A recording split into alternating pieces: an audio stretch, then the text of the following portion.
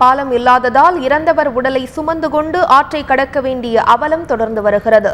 நாகை மாவட்டம் மயிலாடுதுறை அருகே கொள்ளிட கரையோரம் உள்ளது வடக்கு வெளி கிராமம்.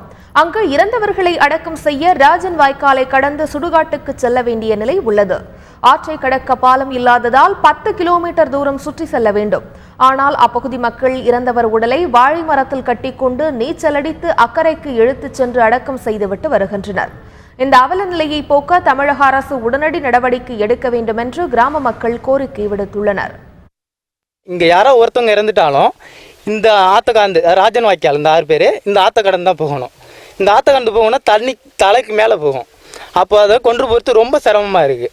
அங்கே கொண்டு போகிறப்ப எங்களுக்கே எந்த சேஃப்டியும் கிடையாது. ஒருத்தவங்க இறந்துட்டாங்கன்னா அவங்கள கொண்டு போகணும்னா நாங்களே இறந்து தான் போகணும். அது மாதிரியான சுச்சுவேஷன் இருக்குது. அதுக்கு தக்க நடவடிக்கை நாங்கள் எவ்வளோ மனு கொடுத்துட்டோம், எல்லார்ட்டையும் மனு கொடுத்துட்டோம். கலெக்டர்லேருந்து தாசில்தார் ஆஃபீஸ்லேருந்து எல்லாருக்கும் கொடுத்தாச்சு. ஆனால் அவங்க எந்த வித நடவடிக்கையும் எடுத்து இது வரைக்கும் பாலம் கட்டவே இல்லை.